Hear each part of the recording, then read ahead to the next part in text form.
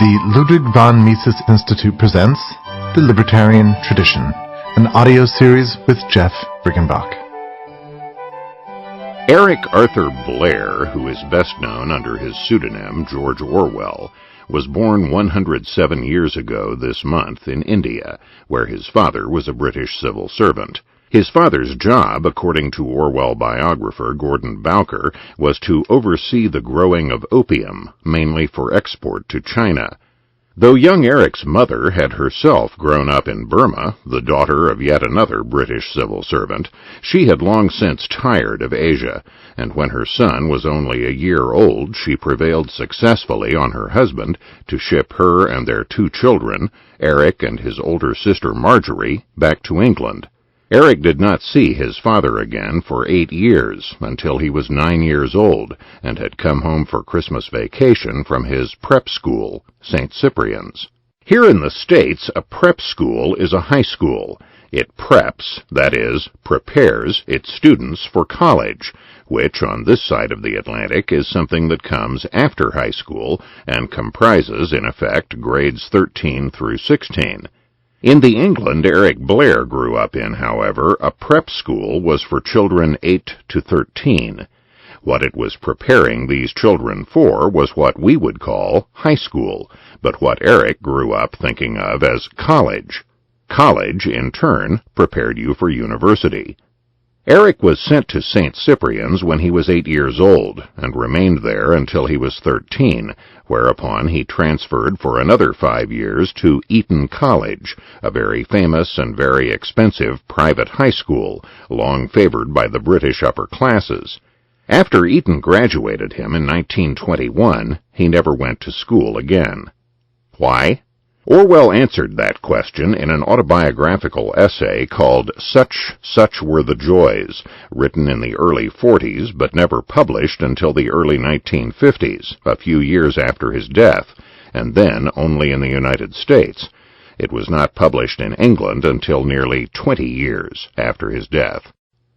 In this essay, Orwell judged the education he had received at St. Cyprian's to be inferior. The whole process, he wrote, was frankly a preparation for a sort of confidence trick.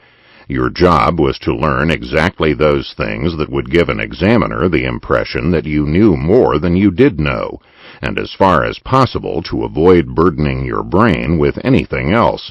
Subjects which lacked examination value, such as geography, were almost completely neglected. Mathematics was also neglected. Science was not taught in any form. Indeed, it was so despised that even an interest in natural history was discouraged, and even the books you were encouraged to read in your spare time were chosen with one eye on the English paper.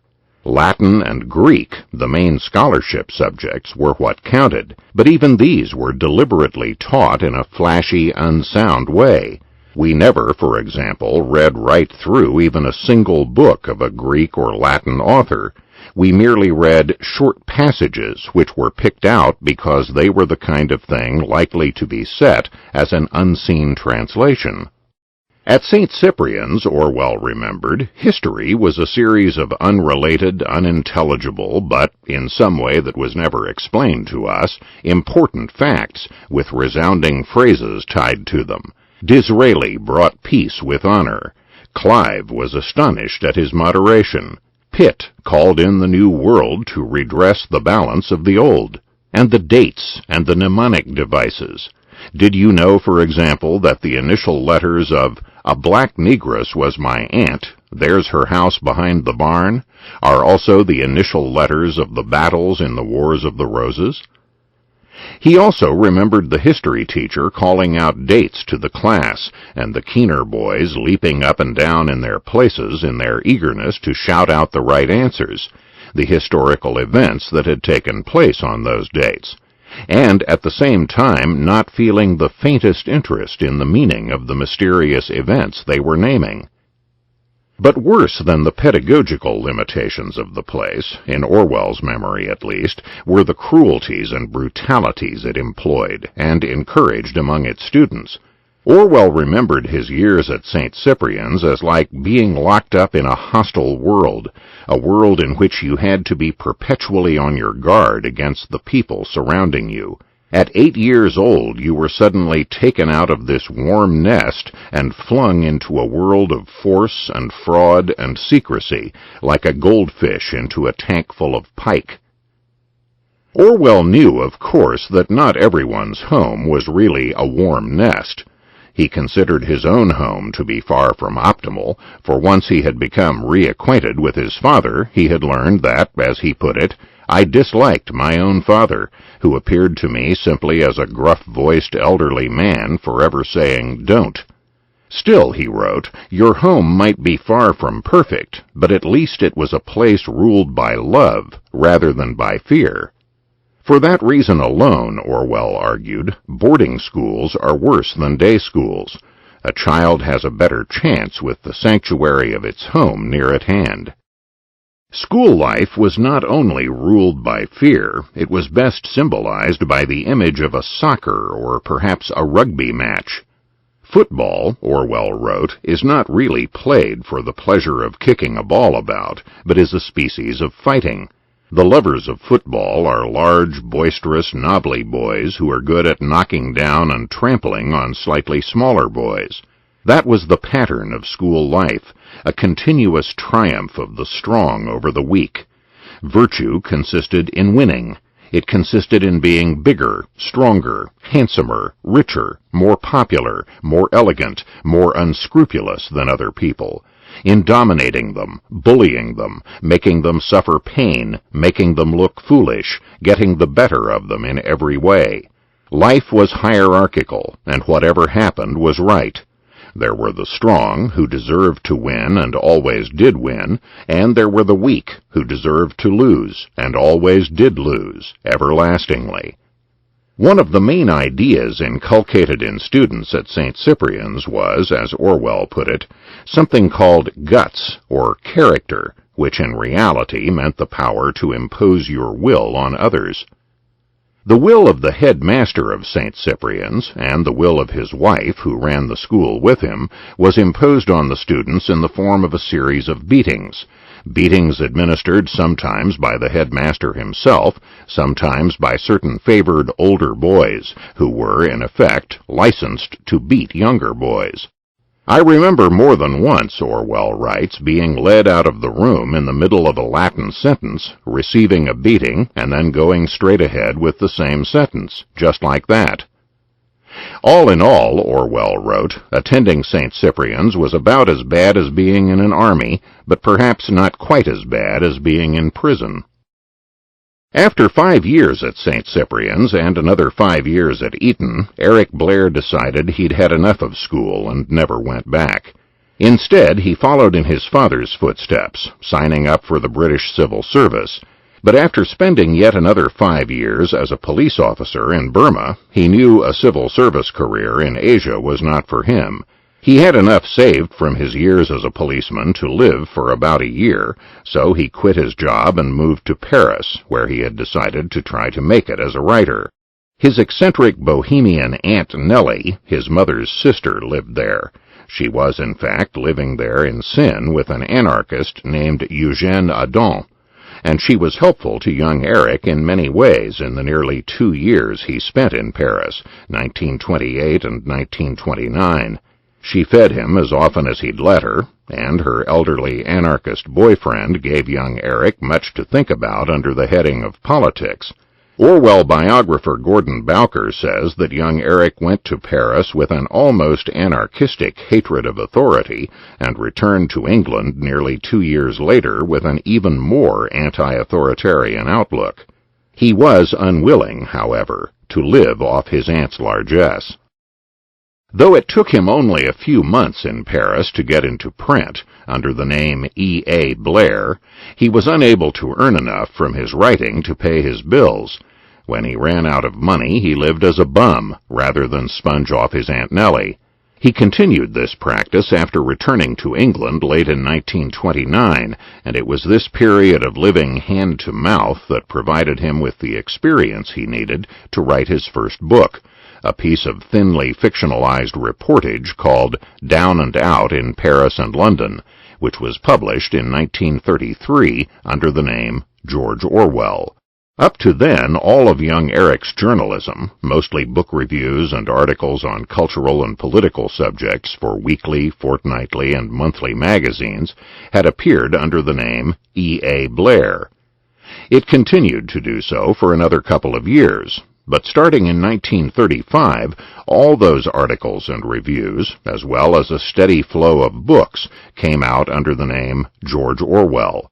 A novel called Burmese Days, other novels called A Clergyman's Daughter, Coming Up for Air, and Keep the Aspidistra Flying. There were also 2 volumes of reportage, Homage to Catalonia on the Spanish Civil War, and The Road to Wigan Pier on poverty in northern England. None of these books sold particularly well, decently but not particularly well, and though the periodical work became more and more frequent, it was never especially remunerative. Eric Blair, George Orwell, scraped by, but little more. He did this through the 30s and through the war that followed, and then, suddenly, he hit it big. The vehicles for his breakthrough were a short satirical novel called Animal Farm, which tells of the efforts of the animals at the Manor Farm to overthrow their human rulers and establish a communist utopia under the leadership of the pigs. This was published in 1945, and a much longer, brutally naturalistic novel of a totalitarian future called 1984, published in 1949. These 2 books made Orwell rich, but he was dead from tuberculosis before the winter of 1949 and 1950 had ended, aged 46, so he had precious little time to spend any of his new riches on anything but medical bills. A few years after Orwell's death, as I have noted, his unflattering memoir of his years at St. Cyprian's finally saw print in the United States, and when it did, it became the subject of an essay in the New Yorker by the British journalist Anthony West.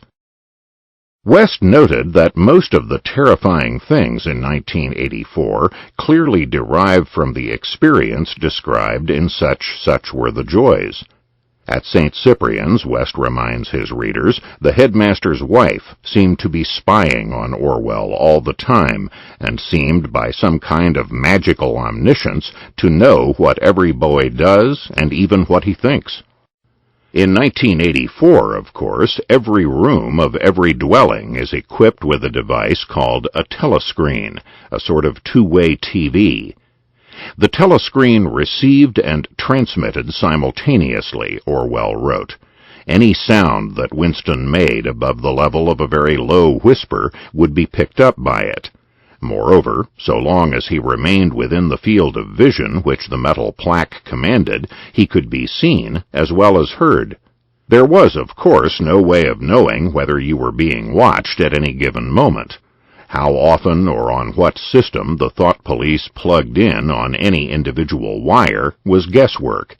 It was even conceivable that they watched everybody all the time.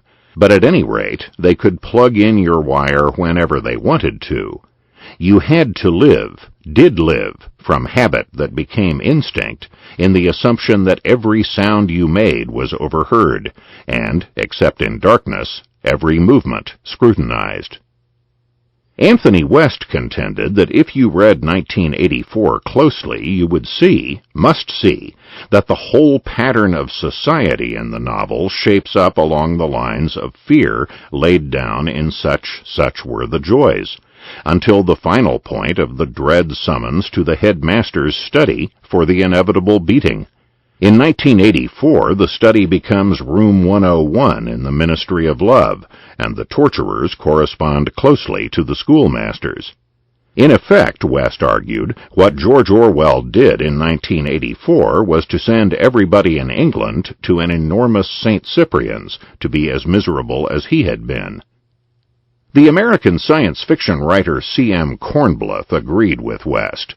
In a lecture he delivered at the University of Chicago early in 1957, Kornbluth pointed out a few other parallels between Orwell's experience at St. Cyprian's and Winston Smith's experience living in Airstrip 1 in Oceania in the year 1984, parallels which West had either overlooked or felt it unnecessary to identify explicitly. Kornbluth noted, for example, that sexual activity is forbidden to Winston Smith, as it is to a boy, under pain of dire punishment. He noted also that there are no laws or clear-cut rules of conduct for Winston Smith to obey. He, like a child, may transgress without meaning to. He must not only do what is right, he must be good. Orwell biographer Gordon Bowker acknowledged in 2003 that Anthony West's way of reading 1984 has been rather dismissed by critics, but, he wrote, that there are associations and reverberations connecting 1984 and such were the joys cannot be denied. According to Bowker, Orwell certainly developed the individual consciousness to pit against unreasonable authority while at St. Cyprian's.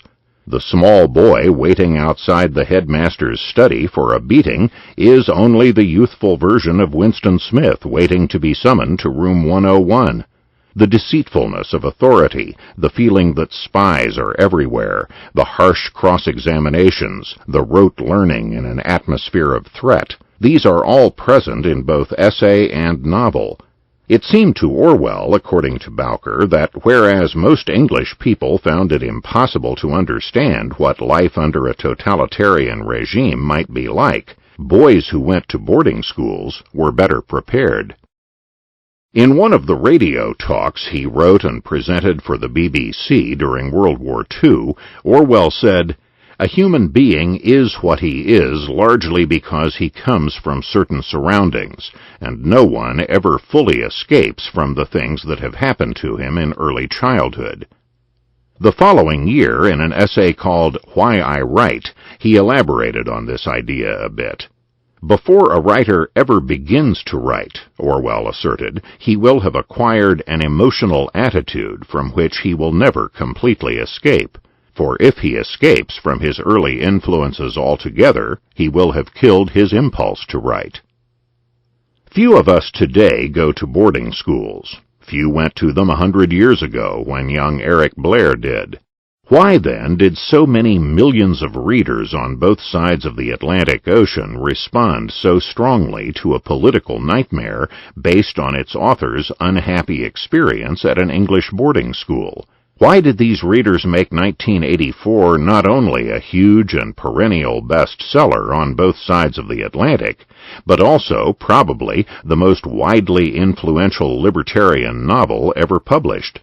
Because, as Orwell himself acknowledged, everything that happened to me at St. Cyprian's could happen in the most enlightened school, though perhaps in subtler forms.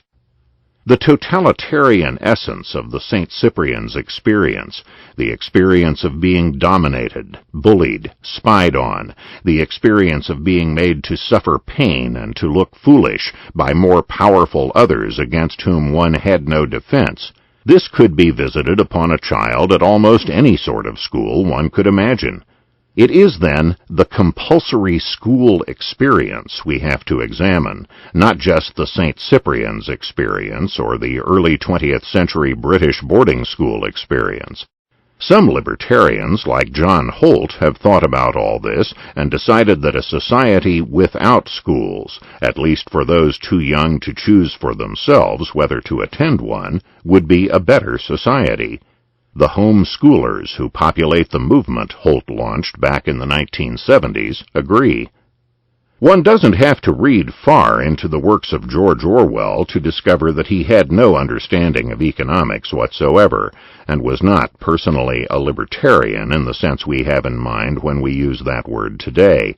He was a permanently confused but authentically and radically anti-authoritarian democratic socialist. He was the kind of modern leftist few modern-day libertarians would have any trouble getting along with, making common cause with, collaborating with. George Orwell presents us with yet another case of a writer who was not himself a libertarian as we understand the term today, but whose last two novels, Animal Farm and 1984, have earned him a place in the libertarian tradition. This is Jeff Riggenbach.